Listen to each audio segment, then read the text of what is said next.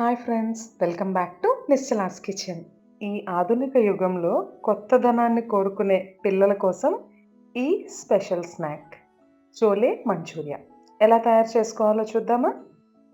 ముందుగా ఒక కప్పు శనగల్ని తీసుకుని 8 గంటల పాటు నానబెట్టుకోవాలి. తర్వాత ఆ నానబెట్టుకున్న శనగల్ని కొంచెం ఉప్పేసి కుక్కర్లో 4-5 విజిల్స్ రానివ్వాలి. అలా ఉడికించుకున్న శనగల్ని స్ట్రెయిన్ చేసుకుని పక్కనుంచుకోవాలి. ఈ స్ట్రెయిన్ చేసుకున్న తర్వాత వచ్చిన వాటర్‌ని మాత్రం అస్సలు పడేయొద్దు. ఇందులో ఎన్నో న్యూట్రిషనల్ వాల్యూస్ ఉంటాయి. ఈ శనగల్ని ఒక బౌల్‌లోకి తీసుంచుకోండి. శనగలు ఎంతో పర్ఫెక్ట్‌గా కుక్ అయ్యాయి కదా!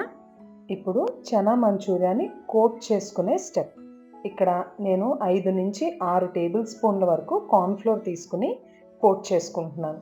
ఈ శనగలు ఎంత బాగా కోట్ అవ్వాలి అంటే అసలు మనకి చనా కనిపించకుండా వైట్‌గా కార్న్ ఫ్లోర్‌తో కోట్ అయిన టెక్స్చర్ రావాలి.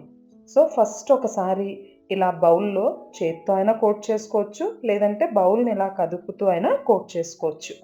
ఇలా ఒకసారి కోట్ చేసుకుని తర్వాత అవన్నిటిని ఇంకొక బౌల్‌లోకి ట్రాన్స్‌ఫర్ చేసుకోవాలి. ఎందుకు అంటే ఫస్ట్ టైం కోట్ చేసుకునేటప్పుడు ఆ బౌల్‌లో కింద కొంచెం కార్న్ ఫ్లోర్ ఉండిపోతుంది కదా! దానివల్ల ఇంకేం ఉపయోగం ఉండదు. అది మళ్ళీ ఈ శనగలకి అంటుకోదు. చూడండి. ఇలా అది కింద స్టక్ అయిపోతుంది. సో, దీన్ని పక్కన పెట్టేసి మళ్ళీ ఇంకొకసారి ఇంకొక లేయర్ కోట్ చేసుకోవాలి. అలా కోట్ చేసుకునే ముందు కొంచెం వాటర్‌ని చిలకరించుకుని ఒక 1-2 టేబుల్ స్పూన్స్ వాటర్‌ని అలా చేతిలోకి తీసుకుని జల్లి తర్వాత కోట్ చేసుకోవాలి. ఈ స్టెప్ ఎందుకు అంటే అప్పుడు మాత్రమే మన సెకండ్ లేయర్ ఆఫ్ కోట్ అనేది శనగలకి బాగా పడుతుంది. సో, ఈ ప్రాసెస్ అంతట్లో కూడా ద మోస్ట్ ఇంపార్టెంట్ స్టెప్ శనగలు కోట్ చేసుకోవడమే. మీ శనగలు గానీ ఇంకొంచెం మెత్తగా ఉడికాయి అంటే మాత్రం కొంచెం జాగ్రత్త. స్పూన్ పెట్టో లేదంటే చేత్తో గానీ కలపడానికి ఆర్ కోట్ చేయడానికి ట్రై చేస్తే అవి చిదిరిపోతాయి. అలా లేకుండా జస్ట్ ఇలా కలుపుతూ కోట్ చేసుకోండి. ఇలా కార్న్ ఫ్లోర్‌తో కోట్ చేసుకున్న శనగల్ని ఇప్పుడు ఇంకొక బౌల్‌లోకి తీసి ఒక 10 నిమిషాల పాటు పక్కనుంచుకోండి. ఇప్పుడు డీప్ ఫ్రైకి సరిపడా ఆయిల్ తీసుకుని ఆయిల్ బాగా వేడైన తర్వాత కోట్ చేసి ఉంచుకున్న చనాని ఆయిల్‌లో వేసి ఫ్రై చేసుకోవాలి. ఆయిల్‌లో వేసిన తర్వాత ఒక 30 సెకండ్స్ వరకు మాత్రం అస్సల కదపకూడదు. 30 సెకండ్స్ తర్వాత మాత్రమే కదిపి వీటిని ఫ్రై చేసుకోవాలి. ఎప్పటి వరకు ఫ్రై చేసుకోవాలి అంటే అలా గరిటె పెట్టి తిప్పేటప్పుడు ఒక క్రిస్పీ సౌండ్ అనేది వస్తుంది. ఆ గరిటెకే తగులుతుంది. ఆ సౌండ్ వచ్చేంత వరకు ఫ్రై చేసుకోవాలి. కోట్ చేసుకున్న శనగలన్నిటిని కూడా అలానే ఫ్రై చేసుకోవాలి. ఒక వాయి ఆయిల్‌లో నుంచి తీసేసి మళ్ళీ కొత్త బ్యాచ్ వేసేటప్పుడు ఒక్క నిమిషం నూనెని వేడవ్వనిచ్చి తర్వాత వేయాలి. చూసారా అసల ఎంత మంచి సౌండ్ వస్తుందో?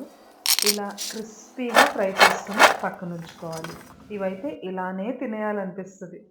ఇప్పుడు స్టవ్ మీద ప్యాన్ పెట్టుకుని ఒక 2 టేబుల్ స్పూన్ల ఆయిల్ వేసి ఒక సన్నగా చాప్ చేసుకున్న పచ్చిమిరపకాయ, ఒక టేబుల్ స్పూన్ సన్నగా చాప్ చేసుకున్న గార్లిక్, ఒక టేబుల్ స్పూన్ ఉల్లిపాయలు సన్నగా చాప్ చేసుకున్నవి అండ్ ఒక టేబుల్ స్పూన్ క్యాప్సికమ్. ఇవన్నీ కూడా ఫ్లేమ్‌ని హైలో ఉంచి బాగా కలుపుకోవాలి. ఆ తర్వాత ఒక టేబుల్ స్పూన్ సన్నగా చాప్ చేసుకున్న స్ప్రింగ్ ఆనియన్స్ కూడా వేసి బాగా ఫ్రై చేసుకోవాలి. ఆ తర్వాత పావు టీ స్పూన్ పెప్పర్, ఒక టీ స్పూన్ ఉప్పు, ఒక టీ స్పూన్ షుగర్ ఇవి కూడా యాడ్ చేసుకుని బాగా ఫ్రై చేసుకోవాలి.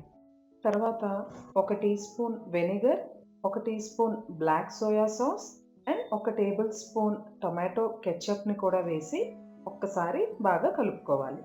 ఈ ఫ్రై చేసే ప్రాసెస్ అంతా కూడా హైలోనే జరగాలి. ఇప్పుడు ఇందులోకి ఒక table spoon green chilli sauce గానీ, రెడ్ చిల్లీ సాస్ గానీ యాడ్ చేసుకుని మళ్ళీ బాగా ఫ్రై చేసుకోవాలి.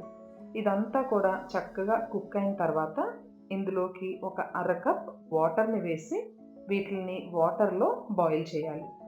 ఇప్పుడు మనం మంచూరియాకి కరెక్ట్ కన్సిస్టెన్సీ తీసుకురావడానికి 2 టేబుల్ స్పూన్ల కార్న్ ఫ్లోర్‌ని కొంచెం వాటర్ వేసి పల్చగా కలుపుకోవాలి. అలా మిక్స్ చేసి ఉంచుకున్న మన కార్న్ ఫ్లోర్ లిక్విడ్‌ని కొంచెం కొంచెంగా యాడ్ చేసుకుంటూ మన గ్రేవీని కరెక్ట్ కన్సిస్టెన్సీలోకి తీసుకొచ్చుకోవాలి.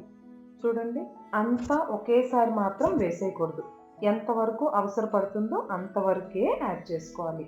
ఇప్పుడు మన గ్రేవీ కరెక్ట్ కన్సిస్టెన్సీలో ఉంది. ఇలా ఉన్నప్పుడు మనం ఫ్రై చేసి ఉంచుకున్న చనాని యాడ్ చేసుకుని 2-3 నిమిషాల పాటు ఫ్రై చేసుకుంటే మన చోలే మంచూరియా రెడీ. ఇలా ఒక కొత్త రకమైన స్నాక్‌ని మీ పిల్లలకి మీరు కూడా రుచి చూపిస్తారా? ఖచ్చితంగా ఈ డిష్‌ని ట్రై చేయండి. ఎలా కుదిరిందో కామెంట్ సెక్షన్‌లో తెలియజేయండి. ఫ్రెండ్స్ అండ్ ఫ్యామిలీ మెంబర్స్‌తో కూడా షేర్ చేసుకోండి. ఇంకా గాని నిశ్చలాస్ కిచెన్‌కి ఎవరైనా సబ్స్క్రైబ్ చేయకుండా ఉన్నట్లయితే సబ్స్క్రైబ్ చేసుకోండి. Thanks for watching Nischala's kitchen. Bye everyone.